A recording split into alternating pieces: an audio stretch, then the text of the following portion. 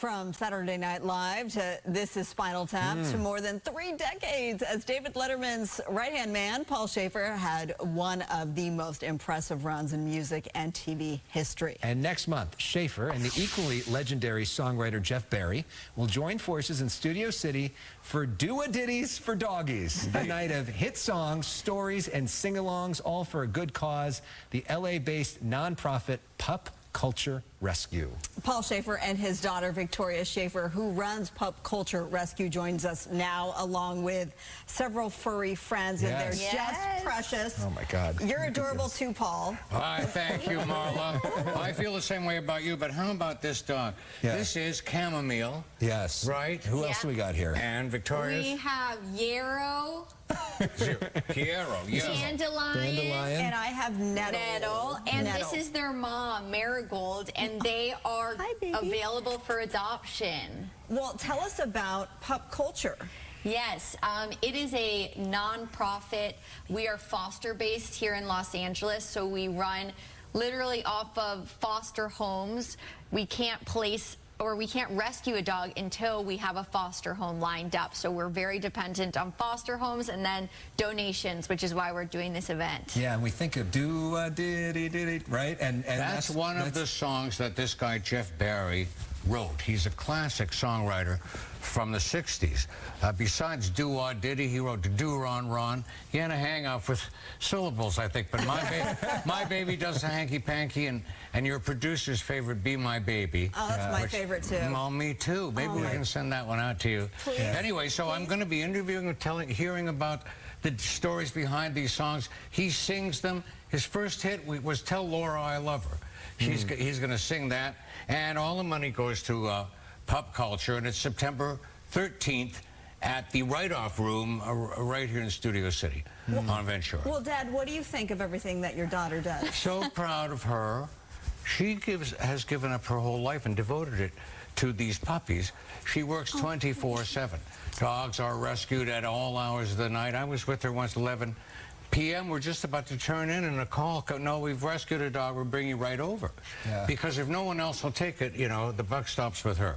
It's her rescue, and everybody works, except for one person. Everybody's a volunteer, you know, putting in their time for these puppies. Well, tell us about what your house looks like with these dogs. How do you make this work? How many dogs are we talking? Well, I have 4 dogs, 2 seniors, 2 special needs.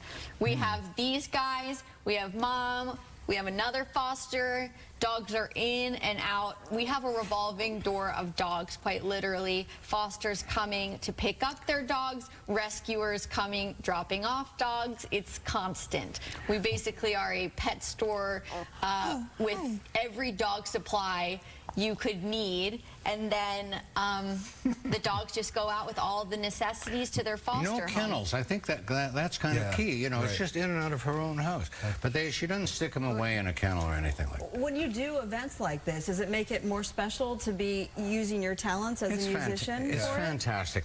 And Jeff Barry came up with the idea. This is a man who I was a fan of his when I was a kid, and those records came out. Then I worked with him in the 70s, and I've known him since then. He sort of surfaced out of nowhere. We caught up. I said, my daughter has a rescue. He said, well, let's do an evening and give the money to her. So that's how it happened. Well, I've been such a fan of you since I was a kid. Goodness, I grew up watching Letterman every single night. I love the theme song. Just makes me happy to hear that beat. Boy, that makes me happy. You know, so it's been 8 years since you guys ended that show, which is crazy to me. Hard to believe. How has life been so different for you now? How have you been adjusting to that? Well, that was, you know, a 33-year run of every 5 days a week. And you know what daily is like, daily television. There's nothing like.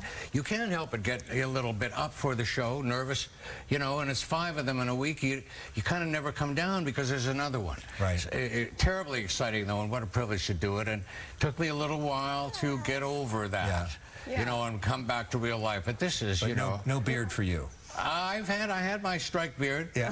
You know, I just shaved it off for you. Otherwise, I absolutely go. Yeah, but not like the Letterman's. His. Yeah. I thought he was in ZZ Top. And did you recognize him? Well, I thought he was Billy Gibbons from ZZ Top. What's he like behind the scenes that people may not know? Like, what's he really like?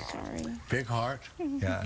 He loves Victoria and has done a lot for her over the years. She's super supportive of everything. He really is, and he really thinks that she should be on TV like you, Marla. Oh, please, come on. Well, if he saw you, you know, he'd sign you, but he, you know, maybe with his blessing, you know, Victoria, you never know. Might end up in front of the camera someday.